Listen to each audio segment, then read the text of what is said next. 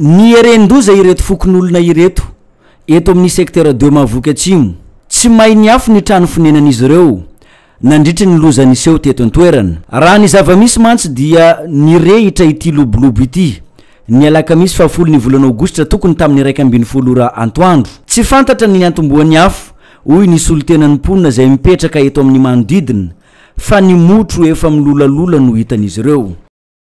Nisy afo tsy fantatra zany amin'ny toerana misy lobolobo ity izay nirehitra tapoka. Rehefa zany izy io tena manamorona trano fonenanay, misy trano manodidididina maromaro zany manodidina ity porehitra ity. Ity toerana ity moa zany dia tsara marina fa toerana tsy voakarakara.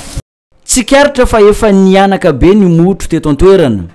Saika efa maikila avokoa ny ankamaroan'ireo lobolobo ireo. Natahotra mafy ny vahoaka izay mipetraka manamorona ity toerana nisehon'ny loza ity ka samy namoaka ny entana tao an-tranony. Doatsika vahoakany Majanga tsy ho an'ny Mavoky Atsimo irery dia samby hitandrina amin'ny afo. Fa indrindra ohatran'izao zany isorana amin'ny fiaraha-miasa mipompe ny tonga tampoka zany rehefa namariny antsinay ireo dia tonga dia isorana be dia be ka eto an'izay dia manentana antsika mba samby anara-maso ny tranontsika indrindra fa ny afo mila fitandremana bebe koa. Ka matokony fa indren'ny Mavoky Atsimo sika rehetra atao amin'ny fitany dia manentana ny vahoakan'ny Majanga rehetra koa zany mba samby hitandrina amin'izay afo zay fa tsy tery lalana efa dia misoratra. Nambaran'ny mpamonjy voina fa vokatry ny filalaovana afo no nahatonga an'izao firehetana izao. Ilaina ihany ny fitandremana hoy ireto farany.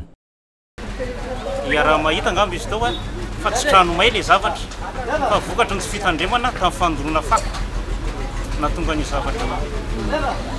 Ka eto zany izay avao ampamonjy voina dia milazantsika ponina eto Mahajanga tokony mba hitandrintsika indrindra amin'izao andro ririnina zao amin'ny filalaovana afo.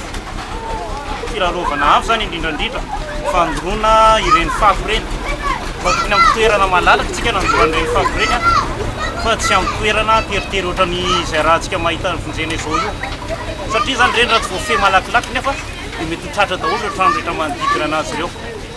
Ny faharoa ny afatra pitako ihany ngamba dia momba an'io telefônina 118 io. Oka ao kare tsy ataontsika kilalao izy io. Tsy ataontsika kilalao tsy izay mpamonjy voina rehetra zany tratran'io fa na ny gendarmerie tratran'io carburant hoentintsika amonjentsika ny mbahoaka fananantsika anjary lasa any amin'ny resaka kilalao. Somary efa mandrivotra ny eto Mahajanga amin'izao fotoana izao ka ilaina ny fitandremana eo amin'ny fikirakirana n'ireny afo ireny sao hitera-doza.